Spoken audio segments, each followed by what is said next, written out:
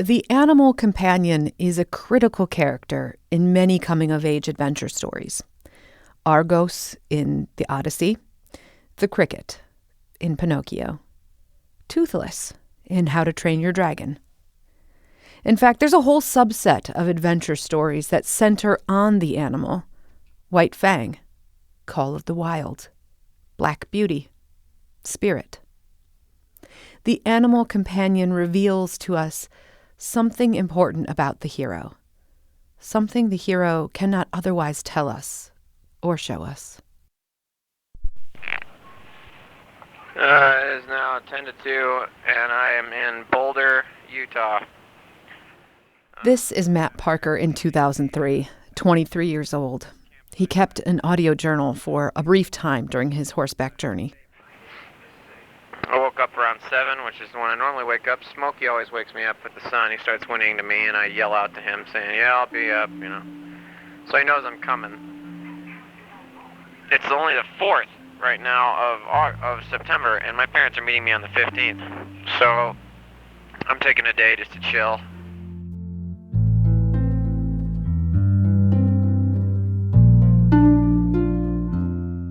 This is Rite of Passage.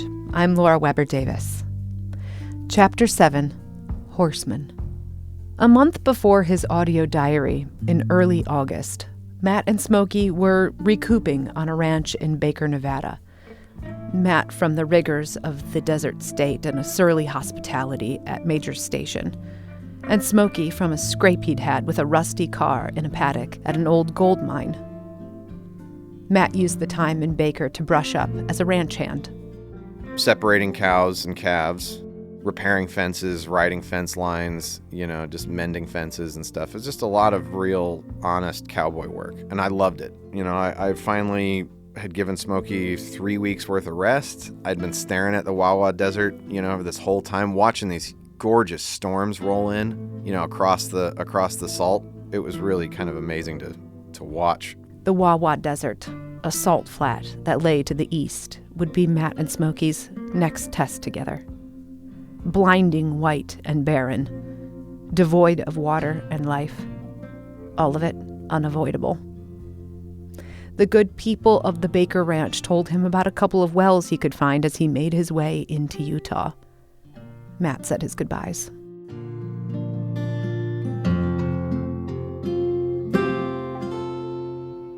There was a big chunk of time east of Baker, Nevada, and I had lost my sunglasses. I remember walking mile after mile after mile, and I would, Smokey and I'd be on his back, and it looked like something out of a movie, just this blinding salt flat. Some portions of the desert I just had to bear down and just get through as fast as possible, because that was definitely the most remote I had been on the trip. I would go for days, or a week without seeing somebody sometimes.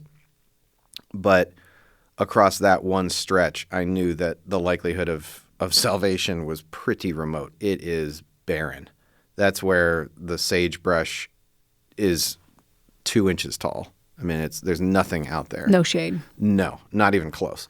But that was a rough stretch. I think within 3 days, I did the ride within 3 days, maybe 4 tops. And it still did long-term damage to my eyes. I mean, even now I have these funny little puckers on the inside of the whites of my eyes near the bridge of my nose that were as a direct result of UV damage.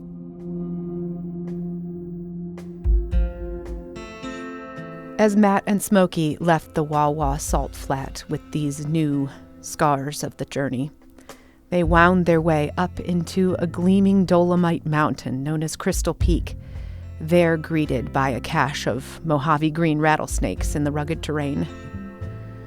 They were greeted in the small town of Milford by a family from the Church of Latter-day Saints.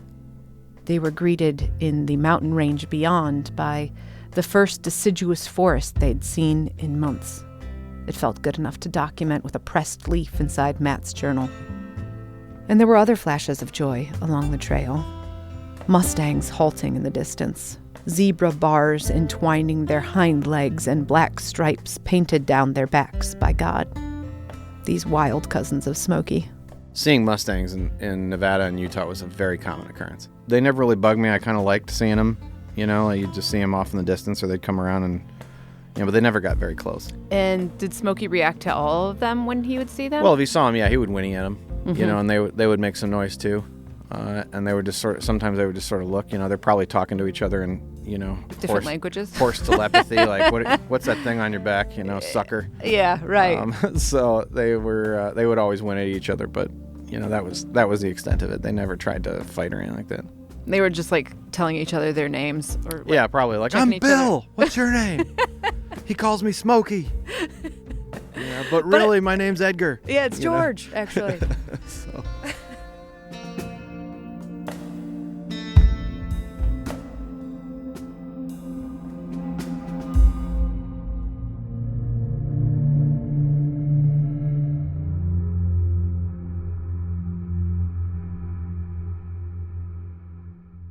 This gaunt young man, weathered by the desert, was heading east. East through Beaver, where he bought a rifle on the recommendation of Oz Wickman, who said Matt wouldn't hit the broadside of a barn with his revolver. East through Circleville and the childhood home of another Parker, Robert Leroy Parker, better known as Butch Cassidy. And east through to Anemone, where a dude ranch and a mercantile composed the town. Anemone is a tiny little town. I ended up camping out in the back, and I think somebody dropped off a bale of hay for me. And I stayed out there. And then one day, they had told me while I was staying there about Ole. My name is Ole Lindgren. It's a Norwegian name. I'm a guide, an outfitter, horse trainer. He was well known in the area as sort of like the better horsemen, horse traders, horse trainers. If I were to describe myself in the way I would like to see myself, it would be probably gardener, but nobody seems to get very excited about that. But everyone, if you were to ask someone on the street in the town that I live closest to, they'd say, oh, Ole the horse trainer. That's what they'd say I do. And he drove up one time and he basically sort of interviewed me. He wanted to know what I was doing. He had seen me on the road when I was riding into Anemone. On my way into town, a man turned around in his blue expedition, and he introduced himself as Ole Lindgren. And Ole, he was a horse trainer by trade. I was driving along after church on a Sunday. I was in my suit in a periwinkle Ford Explorer with a couple of my kids and my wife. And I looked not far from the Rock and R along the side of the road, and I saw a horseman traveling along. And being a horseman, I'm a sixth generation. My kids are seventh generation horse people on the same ranch. And so horses probably catch our eye quicker than people. But I noticed this horse that was just putting one foot in front of the other and taking really long steps. And I thought, that's kind of a gaited horse. I saw he'd really been a long way. I thought, well, that's strange. It's just like, what the heck? Most of the guys that are on a horse in my community have a rope and they're trailing cattle. He had all these bags, all this stuff. And I started breaking down his gear, going, holy crow, that's a lot of stuff on a horse. So I pulled over and approached him and said, hey, that horse looks like it could use a break and some feed, and maybe you need a rest. If you feel like it, inquire at the Merc down there, and they'll give you directions up to my place. And you're welcome to put your horse there up and, give him a few days of rest and feed and whatever. Ultimately, I rode Smokey down to his house, which is outside of town about 7 miles. And as I left the mercantile, I helped herd some sheep down the middle of Route 22. So that was pretty neat.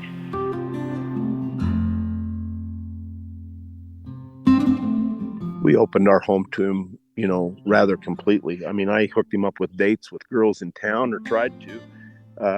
I took his horse, put it up, fed it, just anything I could do to help him along the way. And I found every part of it was reciprocated.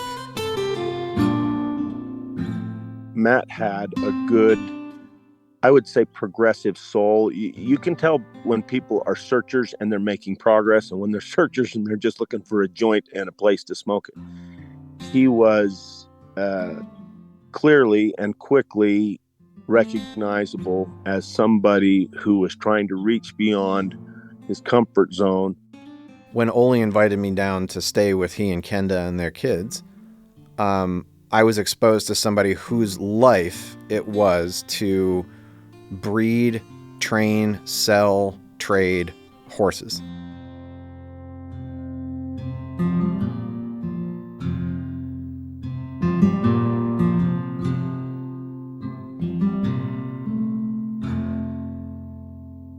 At this point, I'd been on the journey, California, Nevada. This is now central Utah. I'd been on the journey for 4 months, and just I'd gotten very comfortable in the saddle. I'd gotten very comfortable, with Smokey to a degree, but I still knew that I had blind spots. I had some gaps, and I wasn't necessarily hiding those blind spots or gaps in my understanding from people I met, because what I was doing was obviously working, and I was slowly getting east, and I'd been able to weather, small accidents like the mountain lion and things like that.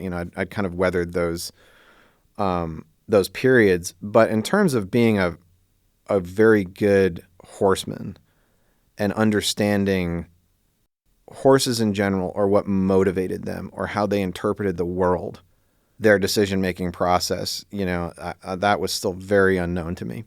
And so Matt Parker and Ole Lindgren began a journey together, one centered around horsemanship, the art and skill of reading a horse and responding rather than telling a horse how to think and be.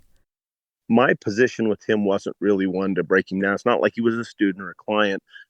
My position was, how can I help him get a little more efficient at getting across the country? Once he explained he was trying to go clear across the country, I said, well, that was pretty much what everybody did for a couple of centuries.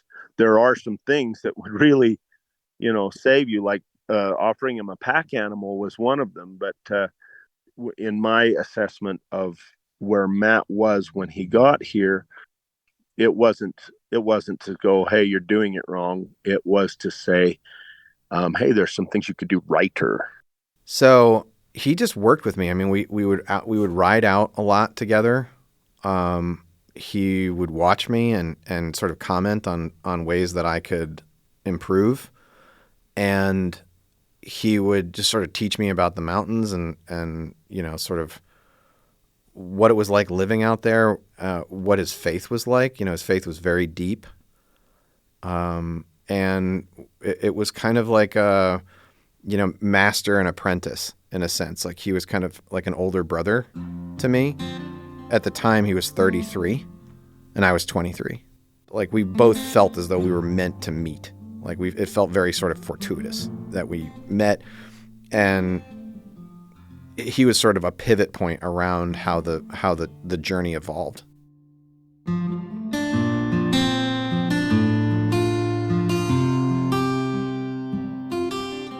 The trust between the two young men grew quickly. A couple weeks into Matt's stay, Ole had business in Salt Lake City and asked Matt if he'd watch the ranch while he was gone. And he said, hey, can you, feed and water the animals, look after the place? And they were gone for a long weekend. I got a fairly frantic call from Ole. And he said, hey, I need you to go to this property that's, a few miles away. And he said, there's been an accident with a horse there. And I need you to take the horse and bring it down to the property and tend to it. And I drove up there real fast, and there was this otherwise beautiful white horse, very bloody, messed up looking horse that was sort of in a paddock off by itself. And the stallion and the other horses had ganged up and kicked him through a barbed wire fence. I'd kicked him until he ran into a barbed wire fence and tore up his brisket really, really badly. I mean, the tops of his front legs was just, it looked like he'd just been like lashed like crazy. And so I was able to gather him up and put him in the trailer and bring him back to Ole's. And then I started doctoring him, lots of salves, lots of disinfectant. I think Ole had some intramuscular antibiotic. I gave him a couple shots in his neck. Once Matt got the white horse cleaned up, he thought, there's something special about this one. When Ole got back to town, he told Matt that he agreed. This was an Appaloosa, bred to be smart, strong-willed, and agile by the Nez Perce over hundreds, if not thousands of years. One of the best endurance breeds in the world. Generally smaller and more muscled than a tall, lanky horse like, say, Smokey. A horse that really wasn't physically built for the long ride. See, he made that selection based on, the horse he got along with him. He thought because he was an American racking horse that equals greater distance. And I kind of explained to him when he got here that all horses that are gaited move in what they call a disjoint movement, which means the back end moves independent of the front end. And to do that, the loin muscle becomes a really big player. Ole says it's kind of like a person going to the gym, picking up a barbell and doing bicep curls. And they just are curling and curling until the bicep is fatigued. But then they keep curling and curling until their form is off and their back is doing some of the work. And then their core and leg muscles start getting involved, and it's just sloppy. And so for long distance riding, once that loin muscle's gone, they turn into kind of a camel because other muscles have to take the job that the loin muscle is failing at. So when I first approached him, this horse is just taking really big camel-y steps and they're just going so slow. I was like, I know exactly what's going on there. It became kind of evident, that I should consider a new mount. Like I should consider a different animal. So when he got up to the house, I was a little tentative actually to approach it because they don't often want to hear that their horse that they love might not be the horse for the job. A racking horse for that trip, that's like asking Michael Jackson to be your defensive guard. He's good at singing. He might not stop a 300-pound aggressor. So he said, so what would you suggest? The quickest and easiest solution to keep Smokey healthy and on the trail was to get the weight off of his back.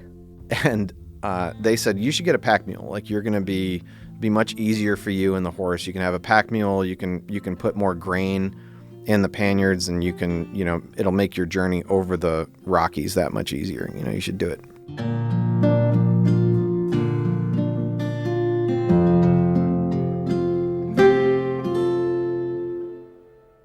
But Matt knew very little about mules, other than they were big and smart. A mule can be very calculating, very unforgiving. There's stories that I heard about mules, that would wait a year to kick your teeth out. Like if you hurt them, they'd wait till they could line up the crosshairs on you just right, to make you remember what you'd done to piss them off months previously.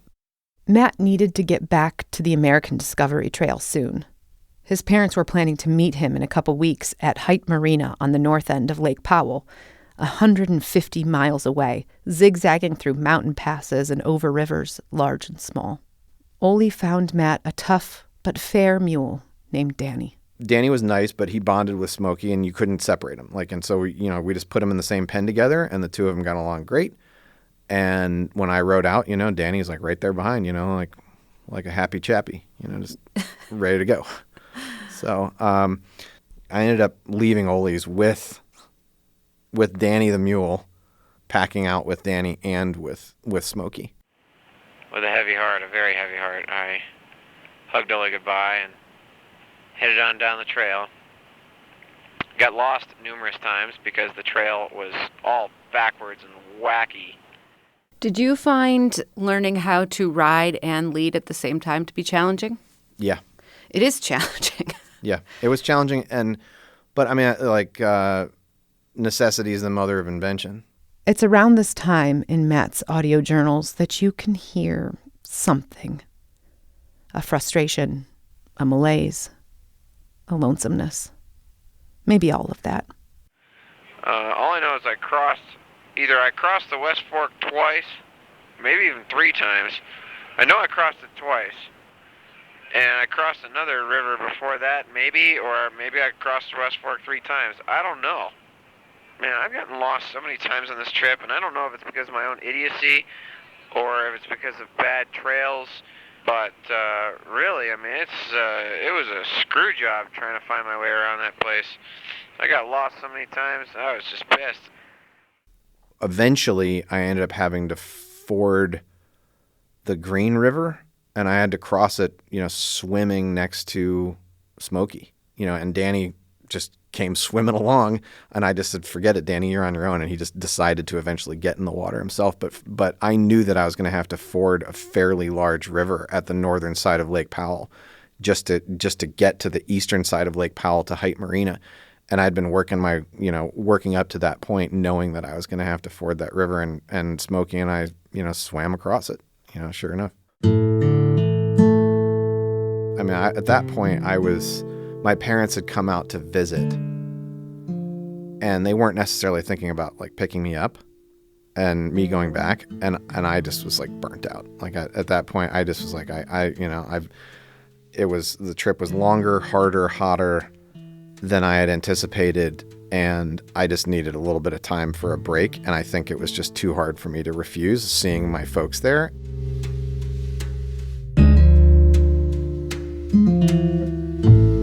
In the homey confines of an RV by the side of Lake Powell, Bill and Katie Parker asked their son if he wanted to go home. It was mid-September. Snow would be coming to the mountains soon, making them impassable. At that point, I think I got too close to, I guess, civility and knowing that I had the opportunity to get a free ride home. And I said, I'm not going to be able to get over the Rockies. I'd already missed my window, which was a crucial window. So I knew that there was just no way that I was going to be able to get finished with the whole trip. I mean, it was just, too tall a mountain to climb, literally and figuratively. And so I said, yeah, I've thought it over, and let me call Ole and I'll board the horses there over the winter. Matt placed a rock where he'd leave the trail, vowing to start again his second riding season at that very spot outside of Moab, Utah. Matt and his dad trailered Smokey and Danny back to Ole's ranch. Matt said his goodbye for now to this pal who had endured with him about 900 miles of trail. The journey had gained Matt and Smokey experience and fatigue in equal measure, slowly at first, and then all at once. The Parkers turned their truck toward Michigan and headed home. And it wasn't until I'd gotten home, and it was right around Christmas, and Ole called me and he said, hey, there's a woman, and she wants to buy Smokey. She came down and looked at him. She was looking at a different horse. She saw him and fell in love with him, and she lived up near Provo. And then, got his assurance that the woman that wanted to buy him was a very nice woman and would take good care of him. And so I thought about it over Christmas, and I said, give me some time. I need to think about it. And then eventually called him and said, okay.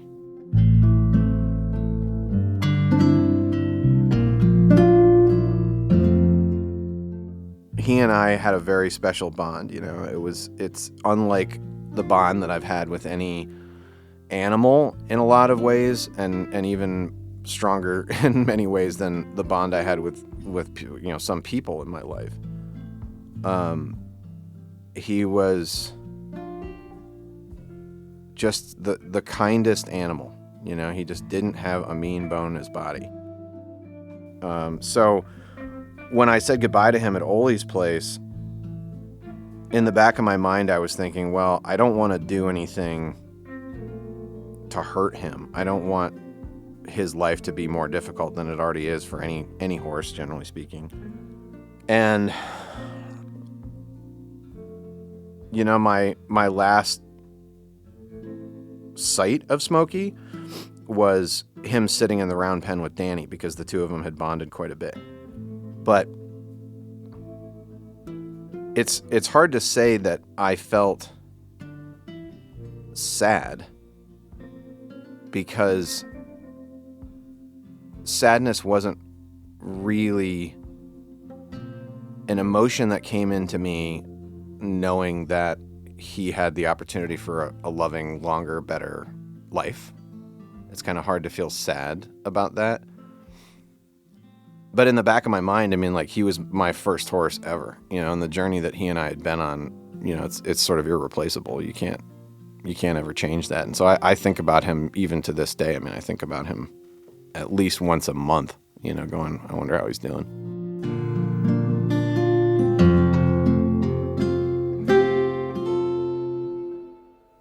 The animal companion often does not complete the journey with the hero. These partners are but glancing blows upon the story, fleeting and impactful, sometimes with great devastation, but always leaving their mark. And I got the mule and Smokey, and they're both tied to a tree. The mules kind of graft onto horses. They have like this inferiority complex. You know, the mule would be very unhappy if I moved him from Smokey, although the mule may not like me too much. So, I mean, there's pros and cons. You just have to learn to take the cons with the pros. But for now, I'm going to try and get some sleep and hope that the night passes without any incident. I pray that it does. Okay, well, signing off. On the next Rite of Passage, Matt begins his second riding season with a new horse. I just saw so much promise in him. This magnificent stallion with one white hoof, like a Ferrari. It's like somebody, you know, handing you the keys to a supercar. But it didn't work out, and didn't work out in spectacular fashion. That's next time on Rite of Passage. Special thanks to podcast editor Rachel Ishikawa. The Rite of Passage theme was written and recorded by Bob Scon. I'm Laura Weber Davis. Thanks for listening.